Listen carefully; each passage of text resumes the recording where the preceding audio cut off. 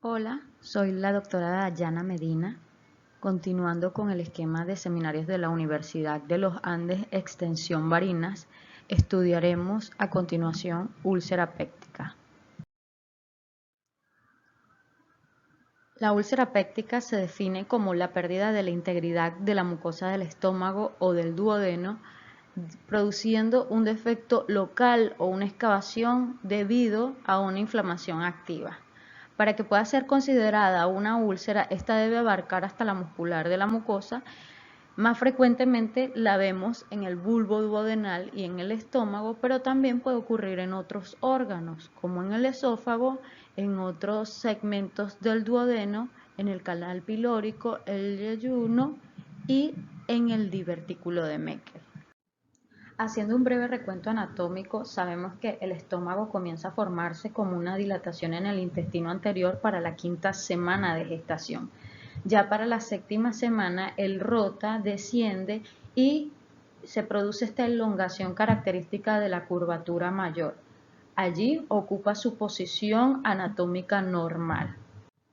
La parte superior del estómago que conecta con el esófago se denomina cardias, le sigue el fundus, cuerpo, el antro y el píloro que comunica el antro con el duodeno. La irrigación del estómago viene dada por el tronco celíaco con sus ramas, la arteria gástrica izquierda que da irrigación a la curvatura menor, la arteria esplénica de la cual surge la gastroepiploica izquierda y las arterias gástricas cortas, la arteria hepática común de la cual surge la arteria gástrica derecha que se une con la izquierda para dar toda la irrigación a la curvatura menor. De la hepática común también surge la arteria gastroepiploica derecha que se anastomosa con la gastroepiploica izquierda y dan toda la irrigación a la curvatura mayor. El estómago a su vez guarda relación lateralmente con el vaso, cefálicamente con el lóbulo caudado del hígado, con el diafragma, posteriormente con la transcavidad de los epiplones y el páncreas, inferiormente guarda relación con el colon transverso y el epiplón mayor.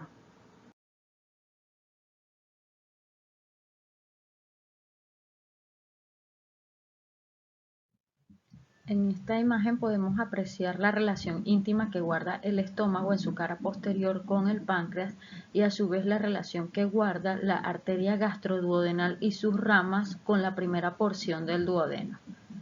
Aquí evidenciamos a la arteria gastroepiploica derecha, así como también el origen de la arteria gastroepiploica izquierda desde la arteria esplénica. Y también vemos a las arterias gástricas cortas. Las capas del estómago, desde la más interna a la más externa, tenemos la mucosa, la muscular de la mucosa, submucosa, las capas musculares constituidas por la capa de músculo oblicuo, el músculo circular y la capa de músculo longitudinal y finalmente la más externa, la capa serosa. La mucosa del estómago está formada por un epitelio glandular cilíndrico en donde está formado por estas células que se encargan de liberar productos a la luz gástrica para contribuir a la digestión. Entre estas tenemos a las células mucosas, las células parietales y las células principales. También tenemos células que se encargan de regular esta función como las células G, liberadoras de gastrina, y las células D, liberadoras de somatostatina. La composición de las glándulas gástricas va a variar de acuerdo a la posición que tomen las mismas en el estómago. En el cardias y en el fundus encontraremos glándulas que están predominantemente formadas por células secretoras de moco. En el cuerpo por células parietales y principales y en el antro por células G liberadoras de gastrina y células D liberadoras de somatostatina. En cuanto a la fisiología gástrica, tendremos tres fases a tomar en consideración: una fase cefálica, fase gástrica y la fase intestinal. En la fase cefálica interviene lo que es el olor, la visualización de los alimentos, el sabor del alimento e incluso imaginar el alimento. Esto estimula al nervio vago para que él mismo libere acetilcolina, la cual estimula los receptores muscarínicos, originando así la liberación en las células enterocromáfines, similares a enterocromáfines, de histamina y la estimulación de las células parietales. Esto con respecto a la fase cefálica. En cuanto a la fase gástrica, la misma se produce en el momento en que hay una distensión del estómago por la llegada de los alimentos e igualmente cuando estos se ponen en contacto con las microvellosidades de las células G, provocan la estimulación de las mismas y así se libera gastrina, la cual estimula tanto a las células similares a enterocromáfines y a las células parietales. La fase intestinal se da en el momento en que el bolo alimenticio ya llega al duodeno, ya finalizó el vaciamiento gástrico y pues esta ya es responsable apenas de un 10% de la formación de ácido intraluminal. Bien, tenemos acá una célula parietal y podemos ver cómo los receptores de histamina, al unirse la histamina a su receptor a través de un mecanismo ligado por proteína G, provoca un aumento del AMP cíclico intracelular, originando así la activación de las proteínas sinasas, la cual activa a la hidrógeno potasio ATPasa, produciendo así la extrusión de hidrógeno a cambio de potasio extracitoplasmático. A su vez, cuando la gastrina o la acetilcolina se unen a sus receptores, producen la estimulación de la fosfolipasa C, la cual a través de un mecanismo ligado a proteína G produce un aumento del trifosfato de inositol que conduce a una liberación del calcio que está contenido intracelular, el cual al haber un aumento del mismo activa a otras sinasas que a su vez producen la activación de la hidrógeno potasio ATPasa. También tenemos un canal de cloro que por allí es donde vamos a evidenciar la salida de cloro. Y a la derecha tenemos una imagen de cómo es la célula parietal en reposo y estimulada. Cuando la célula parietal se encuentra en reposo, vemos estas túbulo-vesículas, las cuales no son más que la bomba de protones, la hidrógeno potasio ATPasa, la cual está almacenada en esta túbulo-vesícula. Una vez que un secretagogo estimula a esta célula parietal, hay un cambio en la configuración en donde se traslada la bomba a la parte luminal, se aumenta el área de superficie canalicular y es así como comienza el intercambio intraluminal. En cuanto a los factores protectores de la mucosa, tenemos factores preepiteliales, epiteliales y subepiteliales. Los factores preepiteliales están conformados por el moco y el bicarbonato, junto con fosfolípidos activos de superficie.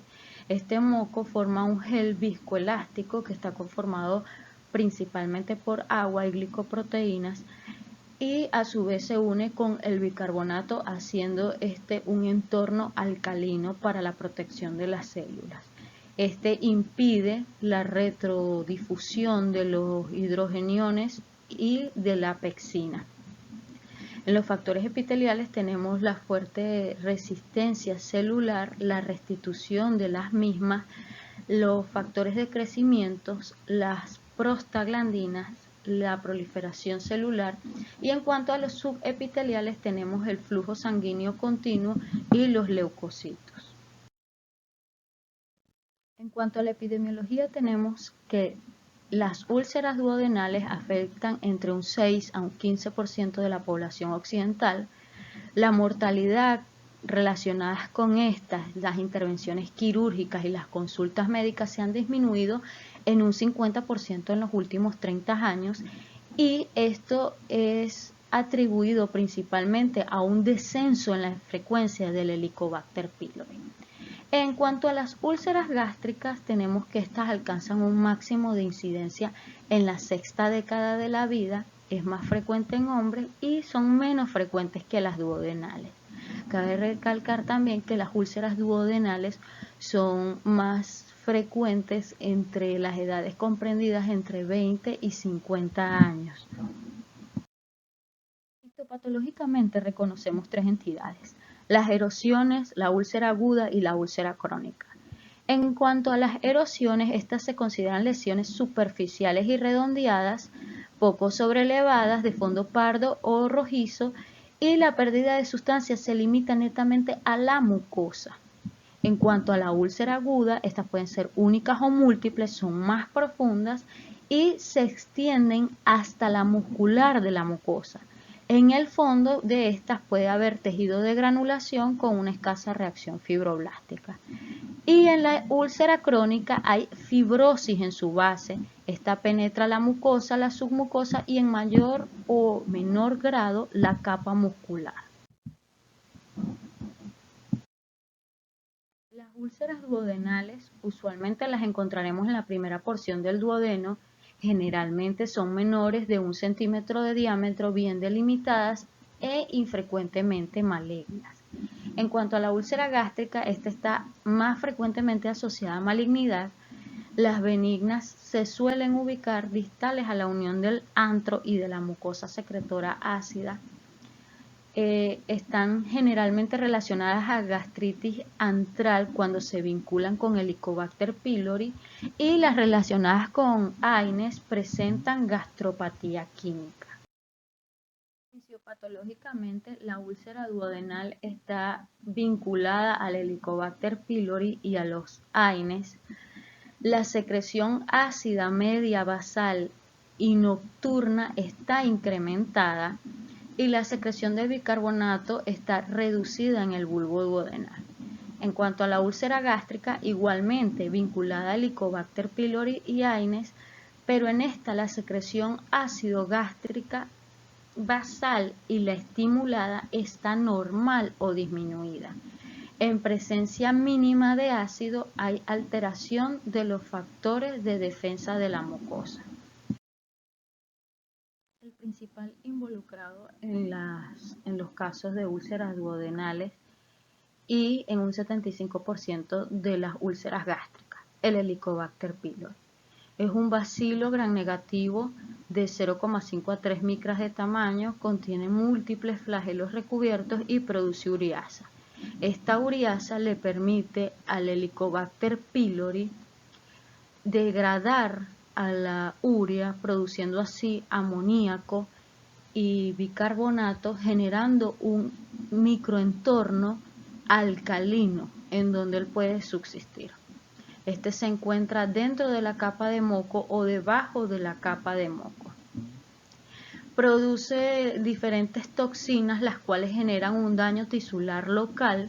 A su vez, produce una respuesta inmunitaria local, atrayendo neutrófilos y monocitos, los cuales liberan citocinas proinflamatorias que generan aún más daño, y a su vez produce un aumento de la liberación de gastrina, presumiblemente por la destrucción que pueda provocar de las células D liberadoras de somatostatina. Como pueden ver, aparte tiene flagelos, de 4 a 6 flagelos, los cuales le permiten movilizarse. Factores bacterianos y factores del hospedador son los que determinan hacia dónde progresa la enfermedad. Los factores bacterianos, como la estructura, la adhesina, las porinas, las enzimas de ese Helicobacter pylori, y los factores del hospedador como la duración de la infección, la localización de la misma, la respuesta inflamatoria que éste haya generado y los factores genéticos son los que determinarán si éste desarrollará una gastritis crónica o evolucionará a una úlcera péptica, una neoplasia gástrica tipo MALT o un cáncer gástrico. En este gráfico tenemos en el eje de las X la edad, comenzando por la infancia a la edad avanzada, y en el eje de las Y los niveles de producción de ácido. Aquí en un nivel más alto tenemos al Helicobacter pylori, el cual llega a una mucosa gástrica normal, generando así una infección aguda por Helicobacter pylori. Esta progresa a una infección crónica en la cual tiene tres caminos. Una que progrese a una gastritis predominante antral y que evolucione a una úlcera duodenal.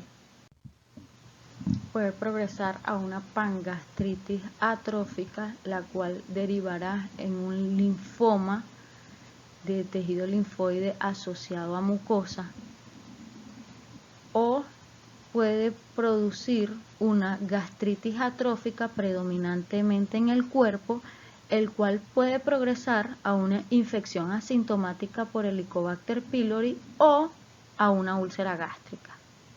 También esta gastritis atrófica puede derivar en una metaplasia intestinal, posteriormente una displasia y finalmente a cáncer gástrico. En cuanto a la fisiopatología relacionada con los antiinflamatorios no esteroideos, sabemos que las prostaglandinas juegan un rol primordial en el mantenimiento de la indemnidad de la mucosa, regulando la secreción de moco, de bicarbonato, manteniendo el flujo sanguíneo. Y estas prostaglandinas se originan a partir del ácido araquidónico y en este proceso interviene unas enzimas, la ciclooxigenasa. Pero tenemos dos tipos de ciclooxigenasa. La ciclooxigenasa 1, que es trófica y la encontramos en el estómago, en los riñones, en las plaquetas y el endotelio, e interviene en la integridad de la mucosa gástrica, en la agregación plaquetaria, en la función renal.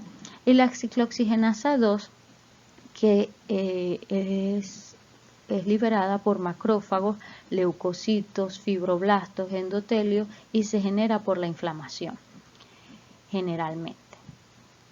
Entonces, ¿qué sucede? Que en el momento en que se administran antiinflamatorios no esteroideos, estos por lo general, la mayoría de ellos, no intervienen solo sobre la ciclooxigenasa 2, sino que también afecta a la ciclooxigenasa 1.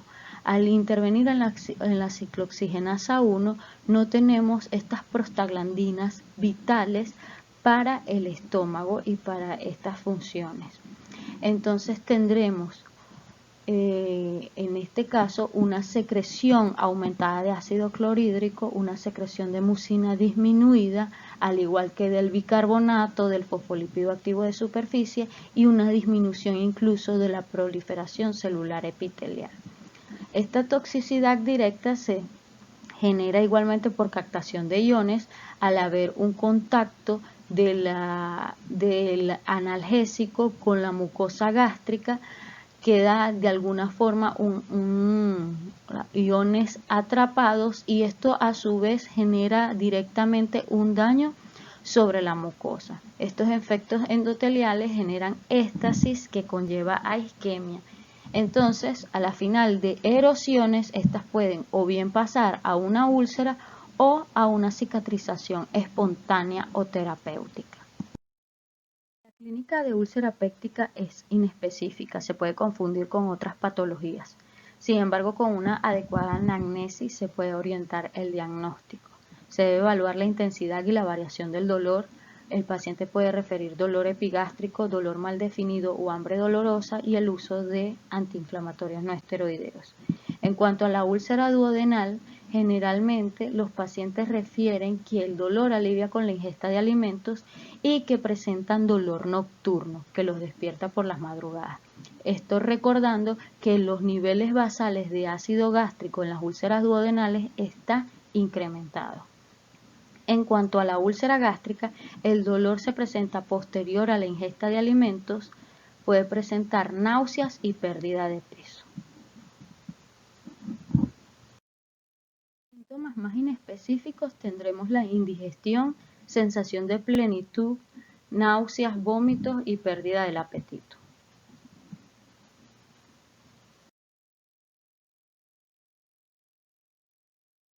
Los signos de alarma. Pacientes mayores de 55 años de edad que hayan presentado una disfagia progresiva, que presenten vómitos persistentes o recurrentes, dolor abdominal severo, anorexia, antecedentes familiares de cáncer gástrico y sangre en las evacuaciones. Igualmente inespecíficos, pero que nos pueden orientar: la hematología completa para evaluar si hay anemia, química sanguínea para evaluar electrolitos séricos, funcionalismo hepático, la sangre oculta en heces para evaluar si hay sangrado gastrointestinal y gastrina sérica en ayunas para descartar gastrinoma. Entre los paraclínicos más específicos para detectar Helicobacter pylori tendremos métodos no invasivos como la serología, la detección de urea en el aliento y el antígeno en heces, y otras pruebas más invasivas que ameritan endoscopia y la toma de muestra para biopsia, como lo son la ureasa rápida y el estudio histológico. El gol estándar para el diagnóstico de úlceras en el tracto gastrointestinal superior es la endoscopia digestiva superior. La endoscopia digestiva superior, además de permitirnos evaluar, nos va a permitir hacer una toma de muestra para biopsia para verificar la benignidad de la lesión y además si está involucrado o no el Helicobacter pylori. Entonces, en pacientes que han presentado dolor abdominal epigástrico, dolor postprandial, pérdida de peso, náuseas, vómitos, historia de uso de AINES, en pacientes menores de 60 años sin características de alarma en regiones con prevalencia del Helicobacter pylori, probamos y tratamos para Helicobacter pylori. Y en otros pacientes mayores de 60 años con características de alarma, realizamos la endoscopia con biopsia de la úlcera. En cuanto a los paraclínicos de emergencia, tendremos pues la hematología completa, la radiografía de tórax en la cual podremos evidenciar si hay signos o no de neumoperitoneo, y la tomografía computarizada de abdomen, esto en centros en donde la permitan y en pacientes que estén clínicamente estables. En cuanto al tratamiento de la úlcera asociada al Helicobacter pylori, tendremos como el tratamiento de elección un inhibidor de la bomba de protones en dosis doble o estándar 2 veces al día, claritromicina 500 miligramos 2 veces al día y amoxicilina 1 gramo 2 veces al día. La duración del tratamiento es por 14 días y pues tendremos varios tipos de esquemas de acuerdo a cada caso, en donde igualmente la duración del tratamiento variará de 7 a 14 días. En el tratamiento de la úlcera asociada a AINES, dependiendo del contexto clínico, en una úlcera activa en donde se interrumpió la administración de AINES, se recomienda los antagonistas del receptor de histamina 2 o los inhibidores de la bomba de protones, y si se continúa con los AINES, administrar concomitantemente inhibidores de la bomba de protones. En el tratamiento profiláctico, administrar misoprostol o inhibidores de la bomba de protones o inhibidor selectivo de la ciclooxigenasa 2. Y si hay una infección por Helicobacter pylori al mismo tiempo, entonces erradicación si la úlcera está activa o si existen antecedentes de úlcera péptica. En el tratamiento de emergencia de una hemorragia digestiva superior u una obstrucción gástrica, el tratamiento de elección es endoscópico.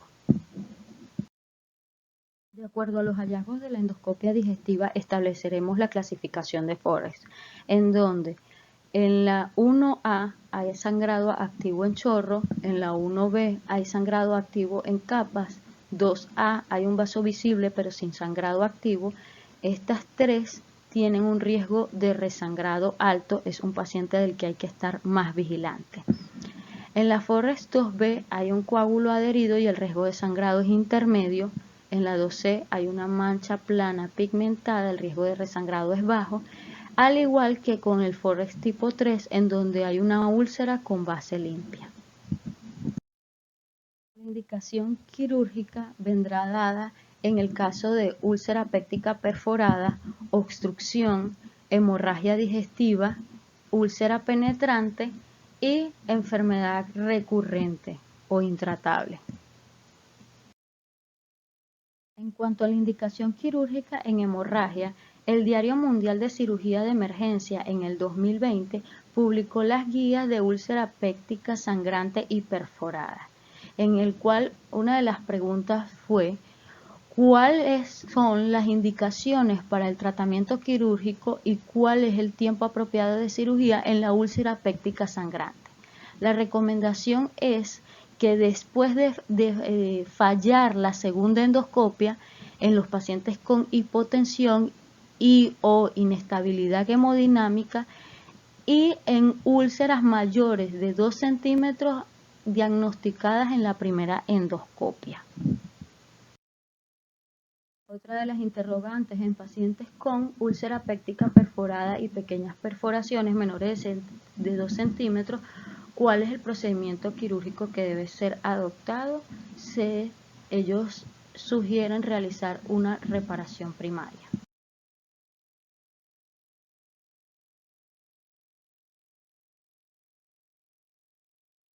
La indicación quirúrgica en el caso de perforación y es una úlcera pequeña, se hace generalmente una resección de los bordes para biopsia y se hace el cierre, bien sea un cierre primario o un cierre en el cual está involucrado el epiplón mayor. Esto es todo con respecto a úlcera péptica. Por su atención, muchas gracias.